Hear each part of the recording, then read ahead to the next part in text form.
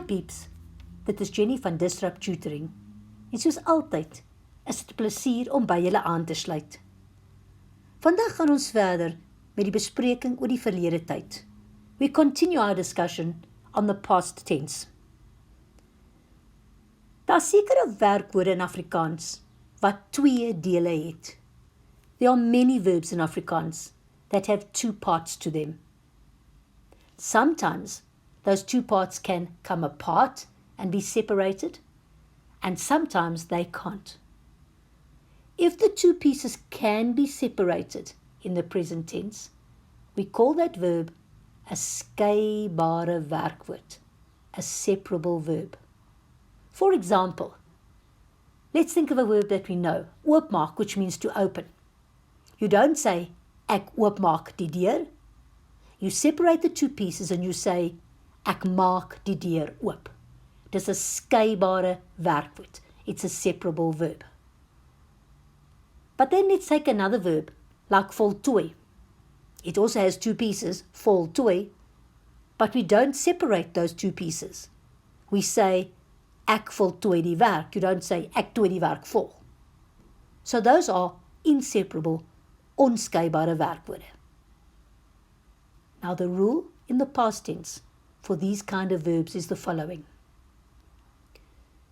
Separable verbs get joined together with ge in the middle, but inseparable verbs do not get ge except for a couple of exceptions. Let's start today. Nommer 1. Die leerders kom om 8:00 by die skool aan. Let's try to underline this verb. Here I've got the verb kom, but then look at the end of the sentence. There's the word aan. Now that might look like a preposition to you, but you can't finish a sentence with a preposition, so that must be another part of my verb. My verb is actually aankom, which means to arrive. Now, we start with destyds, and destyds means in those days, so it's testing past tense. So let's do this answer. Destyds het, here's my het, second in the sentence, die leerders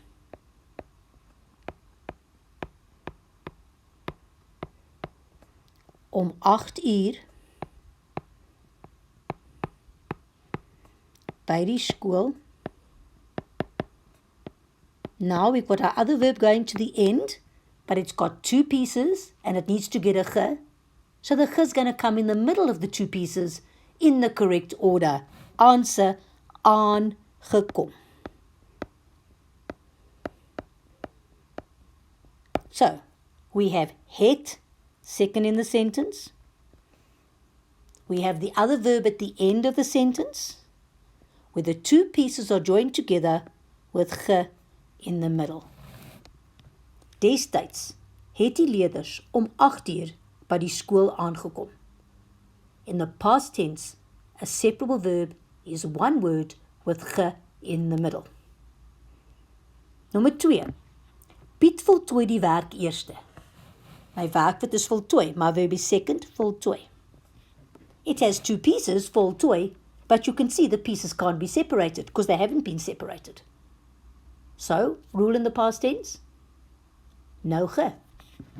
Eergister, 2 days ago, het Piet die werk eerste voltooi. There's my het second, my main verb at the end, but it can't get ge because it's onskeibare, inseparable. Voordat ek afsluit, wil ek net baie dankie sê aan ons Epic Borgmaatskappy wat hierdie video moontlik gemaak het. Lees alles oor hulle in die beskrywing hieronder.